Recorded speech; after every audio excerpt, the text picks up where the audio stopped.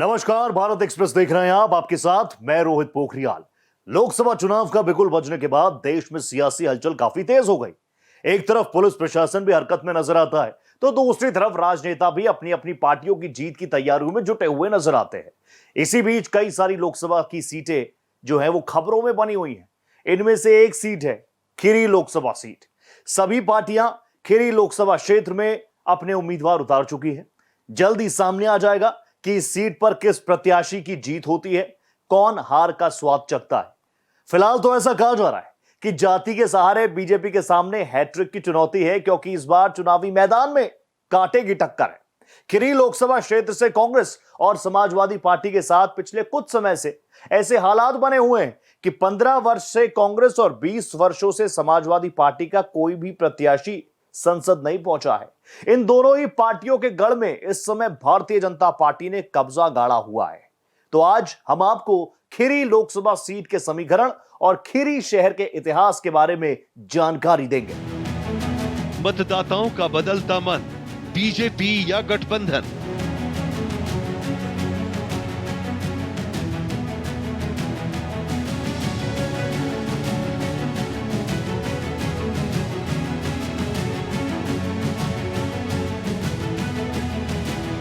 Kheri seat पर BJP ने लगाया जोर, विपक्ष कमजोर।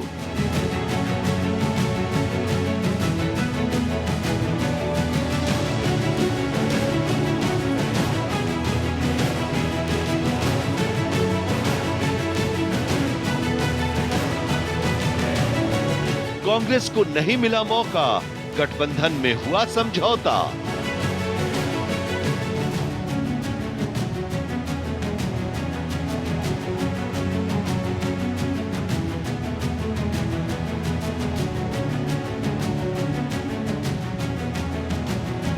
खीरी में चौथे चरण में चुनाव, उम्मीदवारों ने की पूरी तैयारियां।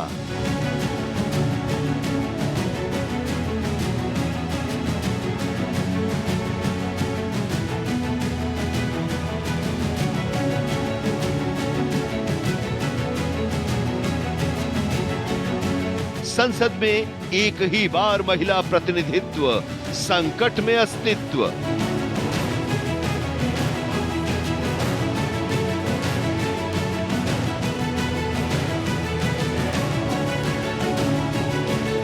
आर पार की लड़ाई, बीजेपी ने चुनाव की गर्मी बढ़ाई।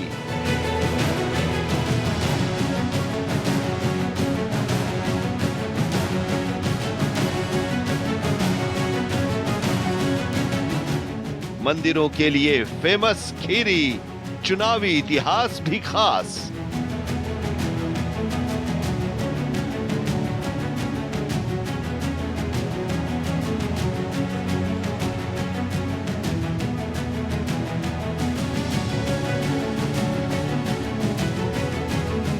लखीमपुर खीरी को पहले लक्ष्मीपुर जिले के नाम से जाना जाता था। यह जगह पहले खर के वृक्षों से घिरा हुआ था, जिस कारण इसका नाम खीरी पड़ा। खीरी लोकसभा सीट के समीकरण पर बात करने से पहले हम बात करते हैं खीरी के इतिहास के बारे में। यूपी में कई शहर अपने इतिहास और काम के लिए जाने जाते हैं, पर क्षेत्रफल की दृष्टि से उत्तर प्रदेश के सबसे बड़े जिलों में से एक खीरी हमेशा ही अपने घने जंगलों, खास मंदिरों और पर्यटन को लेकर खबरों में बना रहता है। उत्तर प्रदेश का खीरी लोकसभा सीट, जिसे छोटी काशी के नाम से जाना जाता है, आजकल राजनीतिक गलियारों में अपनी आध्यात्मिक लहर के साथ साथ राजनीतिक दांवपेच के बीच जातीय समीकरण के खेल में फंसा हुआ है। उत्तर प्रदेश के प्रमुख पर्यटक स्थलों में खीरी प्रमुख है, क्योंकि यहाँ का दुधवा राष्ट्रीय उद्यान यूपी के एकमात्र राष्ट्रीय उद्यान है जो दुर्लभ और लुप्त प्राय जानवरों की प्रजातियों का घर है।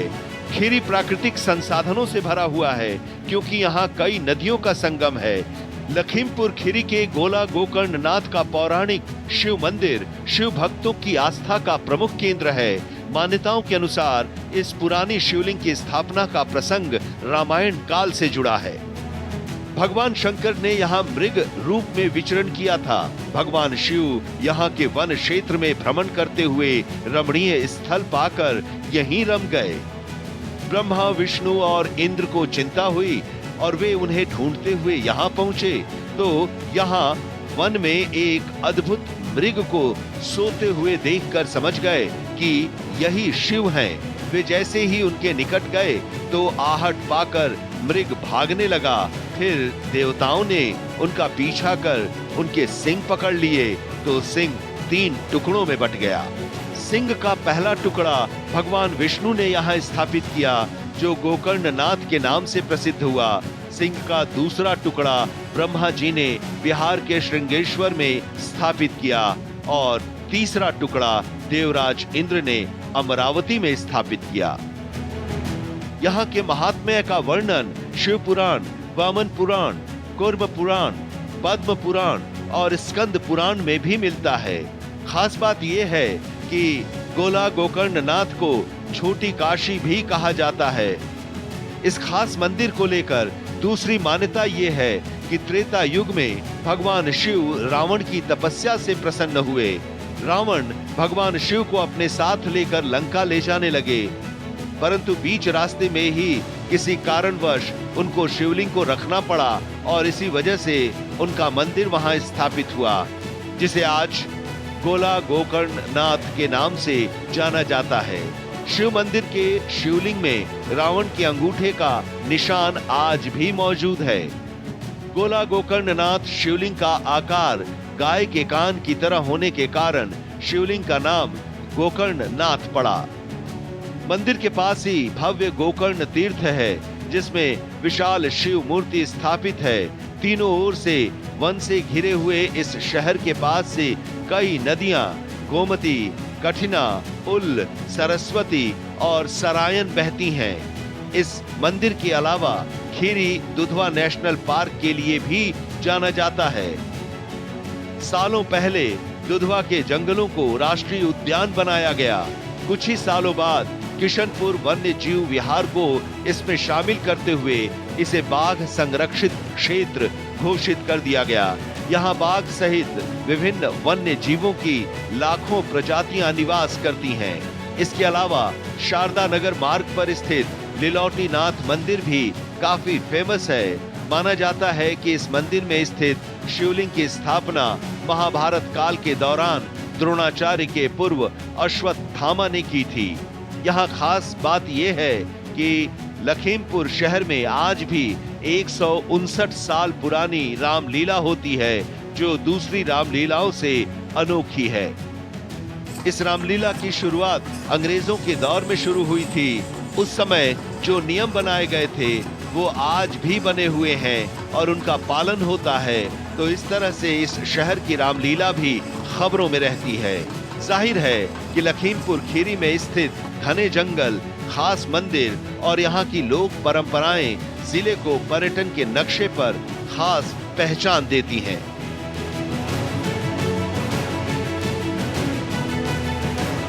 अब हम बात करेंगे खीरी लोकसभा सीट पर जो सियासत खेली जा रही है उसको लेकर। 2024 के चुनाव में केंद्रीय गृह राज्य मंत्री अजय कुमार मिश्र टेनी के सामने बीजेपी का गढ़ बचाने तो सपा और बसपा के सामने इस पर कब्जा करने का चैलेंज है।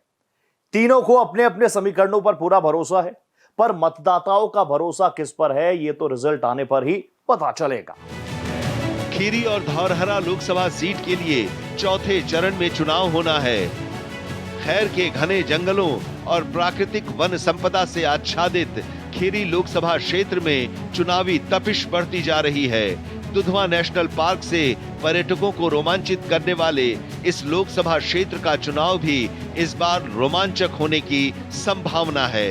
लखीमपुर खीरी जिले की 2 लोकसभा सीटों पर मौजूदा सांसदों को टिकट दिया गया है। धौरहरा से मौजूदा सांसद रेखा वर्मा को टिकट दिया गया है, तो वहीं केंद्रीय गृह राज्य मंत्री अजय मिश्र टेनी पर बीजेपी ने अपना भरोसा खीरी से बरकरार रखा है। लगातार 2 बार चुनाव जीतने वाले बीजेपी के अजय कुमार मिश्र टेनी चौथी बार मैदान में हैं। विपक्षी दल जातीय ध्रुवीकरण कर अपने पक्ष में समीकरण साधने की कोशिश कर रहे हैं, विशेषकर समाजवादी पार्टी और कांग्रेस गठबंधन। समाजवादी पार्टी ने जातीय समीकरण के हिसाब से उत्कर्ष वर्मा को यहां से अपना उम्मीदवार बनाया है। कुर्मी समाज में अच्छी पकड़ होने के साथ साथ मुस्लिम समुदाय के लोगों में भी उत्कर्ष वर्मा अपनी खासी पकड़ रखते हैं। लगातार क्षेत्र में भ्रमण कर अपने पक्ष में वोट की अपील कर रहे हैं। तिकोनिया हिंसाकांड का हवाला देते हुए सिख समुदाय के मतदाताओं को भी अपने पक्ष में रिझाने के लिए लगातार उनके साथ बैठकों का दौर भी जारी है।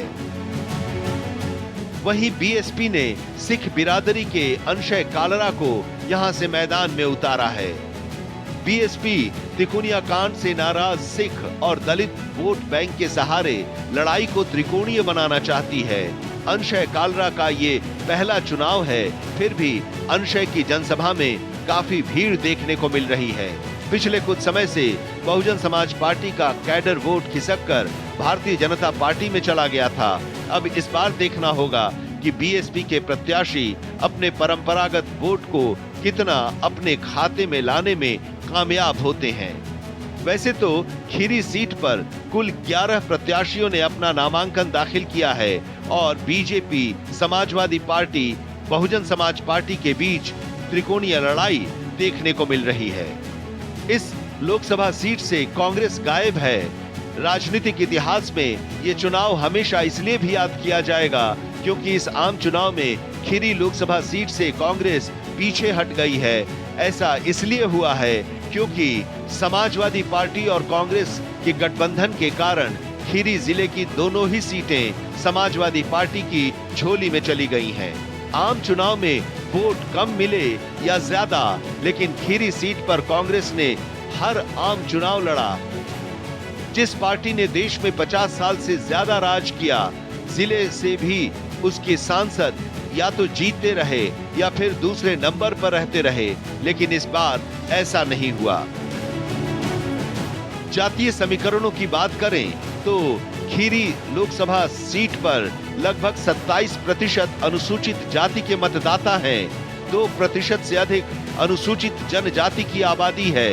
ओबीसी मतदाता लगभग 28% हैं। 20% मुस्लिम मतदाता भी हैं, जबकि करीब 18% सवर्ण आबादी है।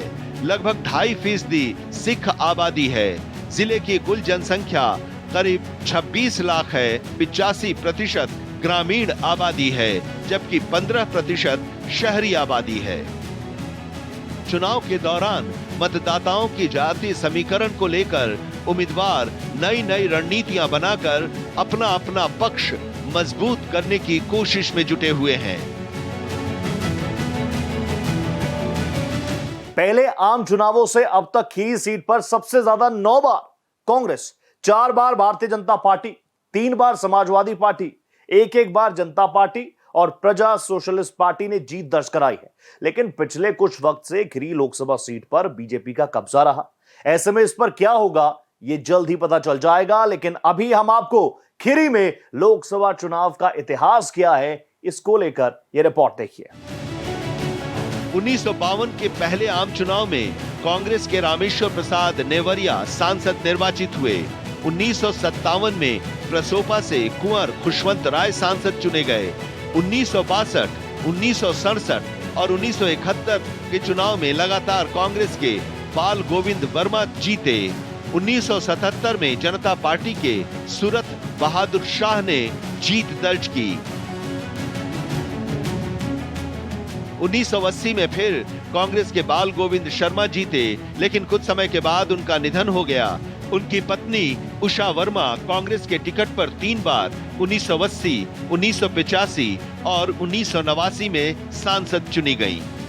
1991 और 1996 में लगातार 2 बार भारतीय जनता पार्टी के जीएल कनौजिया यहां से सांसद बने। बाल गोविंद वर्मा के पुत्र रवि प्रकाश वर्मा ने समाजवादी पार्टी से लगातार 3 बार 1998, 1999 और 2004 में जीत दर्ज की। 2009 में कांग्रेस प्रत्याशी जफर अली नकवी ने अजय कुमार मिश्र को हराया था। फिर इसके बाद 2014 और 2019 में अजय मिश्रा टेनी यहां से सांसद बने। जिले की सभी 8 विधानसभा सीटों पर बीजेपी के ही विधायक हैं। इसके अलावा 4 नगर पालिकाओं और 8 नगर पंचायत में भी बीजेपी ज्यादातर जगह काबिज है और लगभग सभी ब्लॉकों पर भी। 2019 के आम चुनाव में 64% से ज्यादा यहां मतदान हुआ था, लेकिन 2014 के चुनाव से ज्यादा आगे नहीं निकल सका। खीरी लोकसभा सीट के इतिहास को देखें तो एक और दिलचस्प बात सामने आती है। एक तरफ सरकारें महिला आरक्षण का दंभ भरती हैं, सदन में महिला आरक्षण का बिल भी ध्वनिमत से पारित होता है। सरकारें उनको पुरुषों के बराबर और मुकाबले खड़ा देखना चाहती हैं। तो दूसरी ओर खीरी लोकसभा सीट को देखा जाए तो यहाँ आजादी से लेकर अब तक केवल एक महिला सांसद ही चुनकर दिल्ली तक पहुंच पाई। साल 1989 में कांग्रेस की सीट से उषा वर्मा को खीरी संसदीय सीट से उतारा गया था और उन्होंने जीत भी हासिल की थी। उषा वर्मा को भी कांग्रेस ने 80 के दशक में मौका इसलिए दिया था क्योंकि सांसद रहते हुए उनके पति बाल गोविंद वर्मा का निधन हो गया था। फिर 2019 में गठबंधन से डॉक्टर पूर्वी वर्मा समाजवादी पार्टी के टिकट पर चुनाव तो जरूर लड़ी, लेकिन उनकी हार हो गई थी। खीरी संसदीय सीट पर 13 लाख से ज्यादा महिला वोटर हैं और चुनाव में किसी भी सांसद को चुनने में महत्वपूर्ण भूमिका अदा करती हैं, लेकिन उनको अभी तक अपने चुनाव क्षेत्र में कम ही मौका मिला है।